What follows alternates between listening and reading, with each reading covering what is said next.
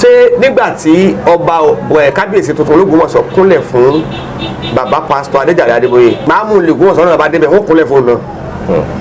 ṣé nígbà tí olúwo gbogbo ilẹ̀ Ògbómọ̀ṣọ́ bá dé ṣé wọ́n kúnlẹ̀ fún un náà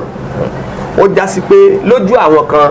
wọ́n ti ń fi ilẹ̀ Ògbómọ̀ṣọ́ sí abẹ́ àṣẹ ìjọ ìràpadà mímọ́. ọ̀rọ̀ rèé o ọ̀rọ̀ ńlá rèé o ọ̀rọ̀ tí ó taba gbogbo Yorùbá pátápátá gbogbo lọ́balọ́ba òun rèé o oríṣiríṣi ọ̀rọ̀ ló ti jẹyọ lórí ọ̀rọ̀ àwọn kábíyèsí nílẹ̀ Yorùbá tó fi jẹ́ pé àwọn bàbá ẹlẹ́bù ògbọ́n tí wọ́n ti sọ̀rọ̀ nípa báwọn kábíyèsí ò ṣe fi bẹ́ẹ̀ ní ọ̀pọ̀lọpọ̀ ìmọ̀ tó yẹ kí wọ́n ní pé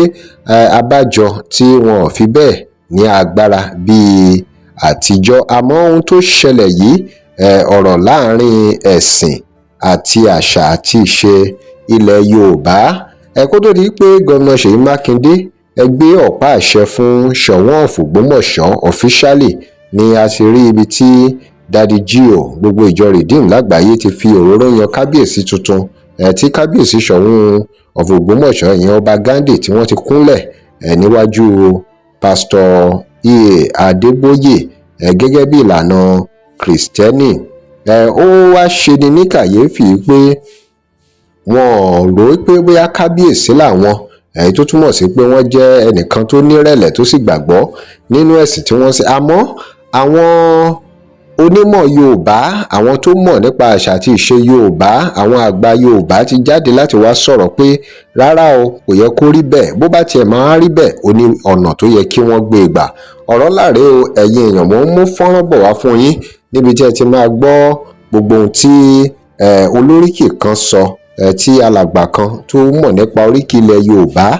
tó sì mọ̀ nípa àṣà àti ìṣe ilẹ̀ Yorùbá ohun tí wọ́n sọ nípa ìgbésẹ̀ tí ọba tuntun ti ìlú Ògbómọ̀ṣọ́ yìí tí wọ́n gbé mo fẹ́ kẹ́ ẹ gbọ́.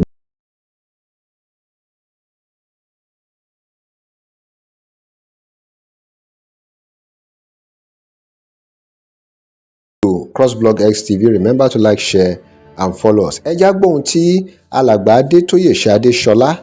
tó sọ nípa ọ̀rọ̀ yìí gbogbo bí wọ́n ṣe ló tàbùkù bá ilẹ̀ Yorùbá àti gbogbo àwọn nǹkan tó lè fà bó ṣe yẹ kó rí báwo náà bá ṣe ṣe ẹ já gbọ́ nínú fọ́nrán yìí. ó tàbùkù bá ilẹ̀ Ògbómọ̀ṣọ́ ó tàbùkù bá orí adé ó tàbùkù bá àwọn afọbajẹ ó sì tàbùkù bá àwọn ọmọ Yorùbá lápapọ̀ níbikíbi ẹni tó bá dé ìlú kan òun ni yóò ṣe tí wọ́n bá ń ṣe nílùú yẹn kì í ṣe ẹni tó bá wà nílùú yóò máa ṣe bí àwọn àjòjì kò sí ní tó burú nù kéèyàn jẹ́ Kristẹni kò sí ní tó burú nù kéèyàn jẹ́ Mùsùlùmí kò sí ní tó burú nù kéèyàn jẹ́ ẹlẹ́sìn àbáláyé ẹ̀sìn ní í ṣe pẹ̀lú ní tó wà lọ́kàn ẹni àti ibi tí ọwọ́ gbà bá kálukú ibi tí ọwọ́ gbà bá ló máa wà. Pásítọ̀ Enoch Adeboye Adéjàre wọ́n jẹ́ àgbà nínú ẹ̀sìn Kristẹni tá a bá tún là á sí méjì mẹ́ta ọmọ Yorùbá àwọn kan tún jẹ́ ẹlẹ́sìn ìṣẹ̀lẹ̀ àwọn kan jẹ́ kérúbù tí wọ́n sọ wípé ẹ̀yin rìdíìmù kọ́ yẹn ó já sí pé ní igun kan péré ni bàbá Enoch Adébóyè ti jẹ́ ọ̀gá o wọn lè pàṣẹ fún wọn nínú ìjọ ṣẹlẹ̀ o kódà wọn lè pàṣẹ fún wọn ní Anglican ṣeéṣe kò wá sí ní tó burú nínú kí ọba Ọláoyè Gandhi yìí kó jẹ́ ọmọ ìjọ Redeem gbogbo tí wọ́n ṣe yẹn pátápátá ló yẹ kí wọ́n ṣe nínú ilé ní kọ̀kọ̀ kò yẹ kó jẹ́ gbangba ẹlẹ́kejì ń bẹ ní wípé gbígbé adé sórí ṣe nǹkan yẹn àwọn èèyàn sọ wípé àwọn míín sọ wípé ọba tó ju ọba lọ ni bàbá ni wọ́n kúnlẹ̀ fún yín ọba Ṣọ̀ún ti Ògbómọ̀ṣọ́ ṣùgbọ́n níwájú Adébóyè ni wọ́n ti kúnlẹ̀ o níwájú ènìyàn bẹ́ẹ̀mi bá jẹ́ ọmọ ọba tí mo sì jẹ́ ọmọ ìjọ Rìdíìmù mi lè kúnlẹ̀ níwájú bàbá Adébóyè ní gbangba bí n bá kúnlẹ̀ níwájú bàbá Adébóyè kò ní jẹ́ nígbà tá à ń ṣe ètò ìlú yẹn lọ́wọ́ mi sọ pé bàbá Adébóyè bí mo ṣe wà yìí Mùsùlùmí ni mí bàbá Adébóyè lè gbàdúrà fún mi tí ń sì ṣàdúrà tí ń sì ṣàmì mo lè kúnlẹ̀ kán gbàdúrà fún mi ṣùgbọ́n tá a bá ń ṣe àwọn ètò ìlú kan lọ́wọ́ kódà bàbá Ọbásanjọ́ kan sọ fáwọn ọba pé ẹ dìde ẹ jókòó wàhálà ni ò ti tán lẹ̀. bẹ́ẹ̀ ni dọ́là. Ṣọ̀ún tilẹ̀ Ògbómọ̀ṣọ́ kò kéré nínú ayé kì í ṣe oyè tó olóyè ló máa ń kéré oyè kì í kéré wọn kéré púpọ̀ wọn kéré ọ̀rọ̀ lẹ́gbọ́n látẹnu alàgbà Adéṣọlá tí wọ́n jẹ́ olóríkì Yorùbá nípa àtúpalẹ̀ Yorùbá ọ̀rọ̀ náà ni wọ́n ń sọ yìí òun nípa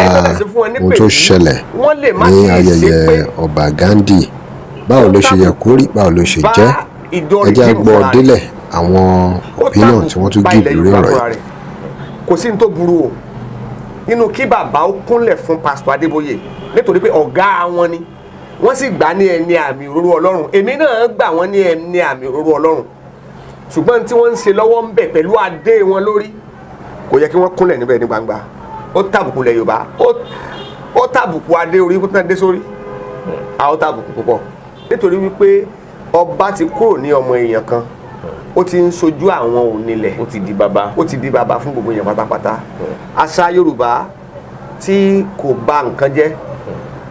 ṣé nígbà tí ọba kábíyèsí tuntun l'Ógbómọ̀ṣọ́ kúnlẹ̀ fún bàbá pásítọ̀ Adéjàre Adébóyè máa mú l'Ógbómọ̀ṣọ́ náà bá débẹ̀ wọ́n kúnlẹ̀ fún un náà ṣé nígbà tí olúwo gbogbo ilẹ̀ Ògbómọ̀ṣọ́ bá dé ṣé wọ́n kúnlẹ̀ fún un náà ó já sí pé lójú àwọn kan wọ́n ti ń fi ilẹ̀ Ògbómọ̀ṣọ́ sí abẹ́ àṣẹ ìjọ ìràpadà mímọ́ Redeemed Christians of Church lójú àwọn kan pé ó dà pé Redeemed ni wọ́n mọ̀ sí báyìí gbogbo wo àwọn mosque ìlú wa àti church ìlú wa wọ́n fẹ́ máa gbé lọ bẹ́ẹ̀ Yorùbá sì máa ń sá fún nǹkan mẹ́ta ìtìjú ìsọlẹ́nu àti orúkọ Yorùbá máa sá fún mẹ́tẹ̀ẹ̀ta kì í ṣe pé ẹnìkan kan lè mú bàbá pásítọ̀ Adébóyè ẹnìkan kan ò sì lè mú Ṣọ̀ún t'Ògbómọ̀ṣọ́ ṣùgbọ́n ayé ó sọ wọn lẹ́nu. tó kò jẹ́ bó ti jẹ́ tẹ́ bá rántí pé níjọ́sí náà àwọn kábíyèsí ọ̀rọ̀ bẹ̀rẹ̀ sí ta bà wọ́n nígbà tí bàbá Ọbásanjọ́ ní kán dìde kán jókòó àti bẹ́ẹ̀ bẹ́ẹ̀ lọ èyí tó jọmọ́ pé àṣà àti ìṣe ilẹ̀ Yorùbá kò fi bẹ́ẹ̀ sí ẹni tí ó mọ̀ nípa ẹ̀ dáadáa mọ́ lóòótọ́ aláwọn tó mọ̀ nípa ẹ̀ wọ́n tó dàbí ẹni pé àwọn kábíyèsí wa gan wọn ò fi bẹ́ẹ̀ kọ́ wọn dáadáa ní ìpẹ̀bí àwọn ohun tó yẹ kán mọ̀ ojú ti là àmọ́ ojú tó là yìí ó ti wá jẹ́ kí a máa fi gbogbo àwọn nǹkan kan sẹ́yìn ẹ̀yin èèyàn kí lè ròyìn nípa bí kábíyèsí ṣe kúnlẹ̀ níwájú pásítọ̀ Adébóyè ẹ má gbàgbé o pé senior pastor ni kábíyèsí jẹ́ tẹ́lẹ̀ ní ìjọ Redeemed àmọ́ nílẹ̀ Yorùbá èwo ló yẹ kó gorí ara wọn ṣé àṣà ló yẹ kó borí ẹ̀sìn bá a ṣe ń ṣe nínú ẹ̀sìn ni àbí ẹ̀sìn ló yẹ kó borí àṣà ẹ drop comment yín remember to like share and follow us thanks for watching.